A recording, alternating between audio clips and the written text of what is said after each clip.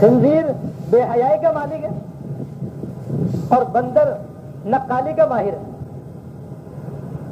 تو اللہ بچائے جو شخص گانا گانے، گانا سننے، نعت، آلات موسیقی وغیرہ کا شغل رکھنے والا ہے، ان سے دلچسپی رکھتا ہے، ان کو پسند کرتا ہے، اس کے اندر آہستہ آہستہ یہ دونوں صفت پیدا ہو جائیں گی. دھیرے دھیرے اس کے اندر بے شرمی، بے حیائی پیدا ہوتی چلی جائے گی اور انتہا کو پہنچ جائے گی. دوسری طرف نقالی اور بے وقاری کا وہ امام بن جائے گا. یہ دو صفتیں اور یہ دو بد اخلاقیاں اس کے اندر پیدا ہو جائیں گی جو سور اور بندر کے اندر پائی جاتی ہیں، وہ دونوں کی دونوں اس انسان کے اندر پیدا ہو جائیں گی جو اس گناہ کے اندر مبتلا ہوگا. اب یہ بات ان کی ایسی ہے کہ آج ہم اپنی آنکھوں سے اس کا مشاہدہ کر سکتے ہیں کہ جو لوگ گانے بجانے کے عادی ہیں، گانا سننے سنانے کے عادی ہیں، ان میں شرم و حیا بھی نظر نہیں آتی. بے شرمی، بے حیائی ان میں اور گھر میں عام نظر آتی، اور ایسی نقالی اور بے وقاری کوٹ کوٹ کے ان میں بھری بھی نظر آتی.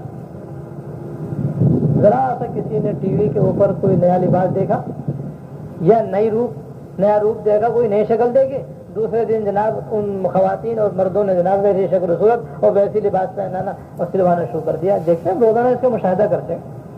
یہ وہی نقالی ہے بندر کی جو گانا سننے سے پیدا ہوئی ہے، اور وہ ہے کہ ہمارے معاشرے کے اندر ایک وبا کی طرف پھیلی ہوئی ہے کہ جناب روزانہ جس کسی کو کوئی اپنا نمونہ فروخت کرنا ہوتا ہے وہ ٹی وی پہ اس کا اشتہار دے دیتا ہے. اشتہار کے ذریعے جناب لوگ دیکھتے ہیں اور دیکھ کر کے پھر ویسی نقل کرنا شروع کرتے ہیں. عورتیں اپنے لباس دیکھتی ہیں، نت نئے لباسات دیکھتی ہیں اور لباس دیکھ کر کے ویسی بنوانا شروع کر دیتی ہے. یہ مردوں کا حال ہے، یہ عورتوں کا حال ہے. تو روز نقالی ہو رہی ہے جس کی وجہ سے بے پناہ اخراجات بڑھے ہوئے ہیں، آمدنی کے ذرائع محدود ہیں، اخراجات لامحدود ہیں. یہ خود ایک پریشانی کا بنیاد بنی ہوئی ہے جو کسی کے لیے بھی قابل برداشت نہیں. اللہ ماشاء اللہ.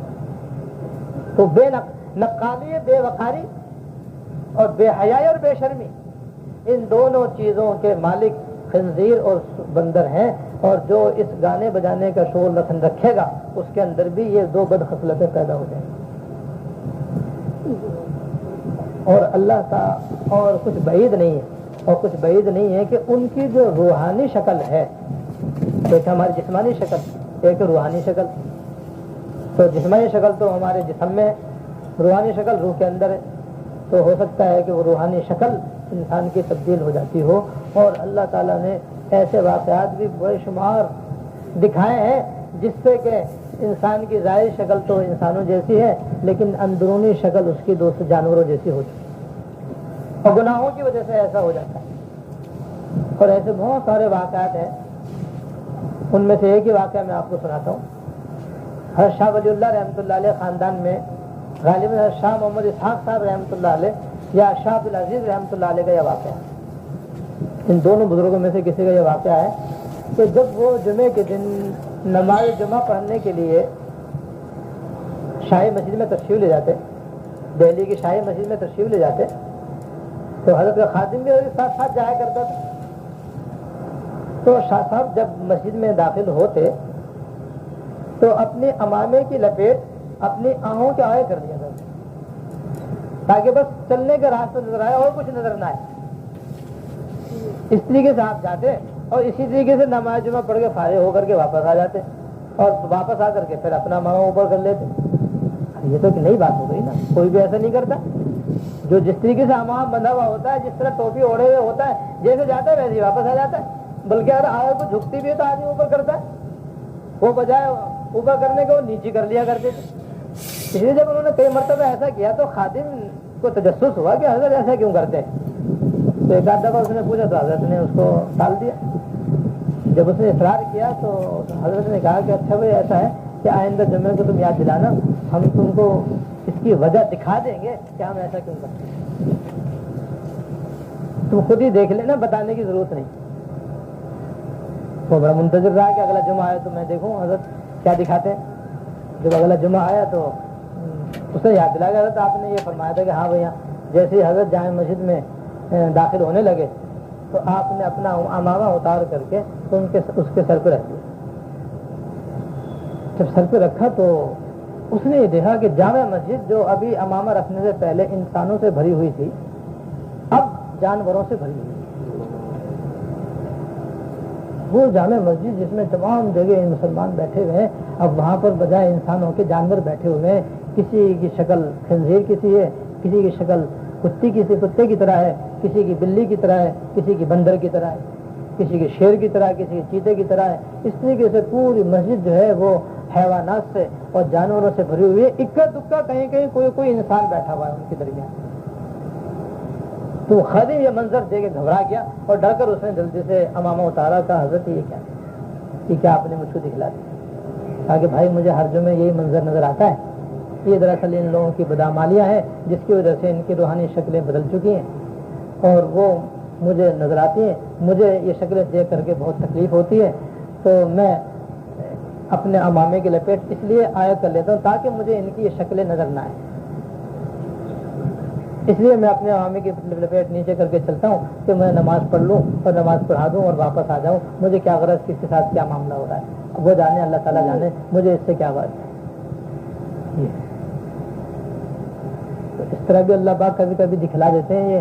یہ کیسے کشف کہتے ہیں کہ اللہ تعالیٰ کسی اپنے بندے پر دوسروں کے حالات اور ان کے احوال اور باطنی کیفیات اور ان کی روحانی شکلوں کو منکشف فرما دیتے ہیں کہ ظاہر میں ہم تو دیکھ رہے ہیں تو 2 آنکھیں 2 کان ہیں, 2 ہاتھ 2 پیر ہیں, لیکن کسی پر اللہ تعالیٰ وہ روحانی شکل جو گناہوں کی وجہ سے مست ہو جاتی ہے وہ دکھا دیتے ہیں, اور جیسا گناہ ہوتا ہے ویسے اس کی وہ شکل بدل جاتی ہے.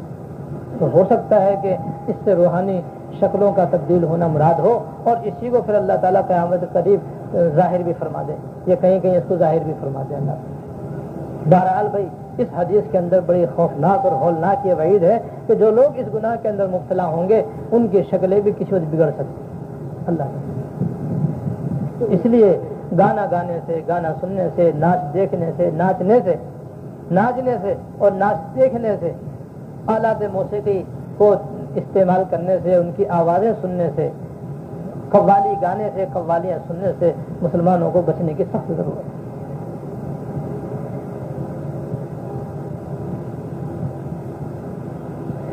اللہ.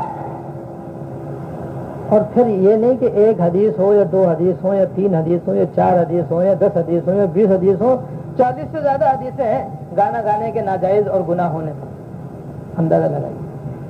اور 1 سے زیادہ آیات ہیں, تو ایک ہی آیت میں نے آپ کے سامنے تلاوت کی تھی کیونکہ ہمارا وقت مختصر ہوتا ہے. تو اور بھی بہت ساری حدیثیں ہیں اس موضوع پر. ہمارے حضرت رحمۃ اللہ علیہ کی رسالہ اسلام اور موسیقی, جس کسی کو اس کا کہ اس بارے میں تفصیلات جاننی ہو, اس سے زیادہ جامع رسالہ میری نظر میں بہت ہی جامع اور مکمل, جس کے اندر آیات بھی ہیں, احادیث بھی ہیں, ائمہ اکرام کے اقوال بھی ہیں, صوفیاء اکرام کے ارشادات بھی ہیں. ان سب سے یہ بات ثابت کی ہے کہ یہ فعل گناہ ہے اور مسلمانوں کو چاہیے کہ ان گناہوں سے بچیں. عجیب ہے کہ بعض لوگ قرآن و بعض حدیثوں سے گانے کے جائز ہونے کو ثابت کرتے, تو اس لیے ضروری ہے کہ اس کی بھی وضاحت کر دی جائے.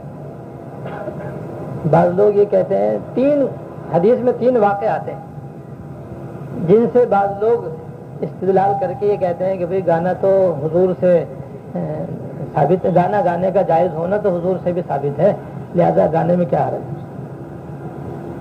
ایک تو جب حضور مدینہ طیبہ ہجرت کر کے تشریف لے جا رہے تھے, تو جب آپ قبا سے مدینہ طیبہ کی طرف روانہ ہوئے تو درمیان میں کچھ لڑکیوں نے کچھ گیت گائے تھے,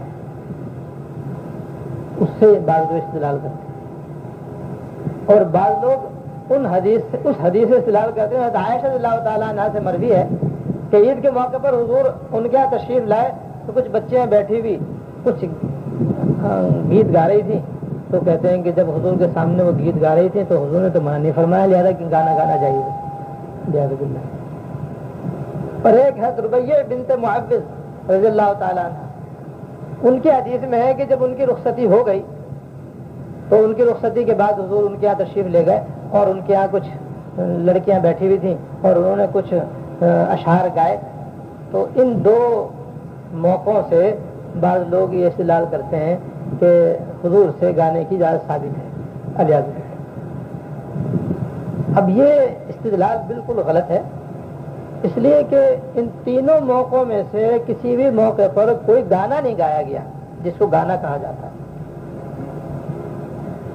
ہاں کچھ اشعار خوش الہانی کے ساتھ پڑھے گئے، خوش الہانی کے ساتھ اشعار پڑھنا اور چیز ہے، گانا گانا اور چیز ہے۔ گانے کی روح یہ ہے کہ اس کے اندر ایسے مضامین اشعار کے اندر گائے جائیں جن سے انسان کی شہوت کو جوش آئے، انسان کے جنسی تقاضے ابھریں اور شہوانی جذبات بھڑکیں۔ ظاہر ہے کہ شہوانی جذبات کا بھڑکانا اسلام کے اندر منع ہے اور وہ ناجائز ہے، اس لیے کہ اگر انسان کی شہوت بے مہار ہو جائے تو اس سے بڑے بڑے شہوت کے گناہ وجود میں آتے ہیں، جس سے دنیا کے اندر بے شرمی، بے حیائی، بے غیرتی، عیاشی اور بدماشی کو فروغ ہوتا ہے۔ تو گانے کے اندر تو روح یہ ہے کہ شہوت کو ابھارنے والے، جنسی جذبات کو بھڑکانے والے مضامین گائے جائیں، اسے کہتے ہیں گانا۔ اور جتنی بھی حدیثیں میں نے آپ کے سامنے بہت ساری حدیثوں سے چند ایک حدیث ہے جو آپ کو سنائی ہے، وہ سب ایسے ہی گانے کے حرام و ناجائز ہونے سے متعلق۔ تو یہ تین موقع جن کی طرف میں نے اشارہ کیا، ان میں سے کسی موقع پر بھی کوئی شعر ایسا نہیں ہے کہ جس کے اندر خدا نہ خواستہ کوئی جذبہ شہوت کو ابھارنے والا شعر ہو۔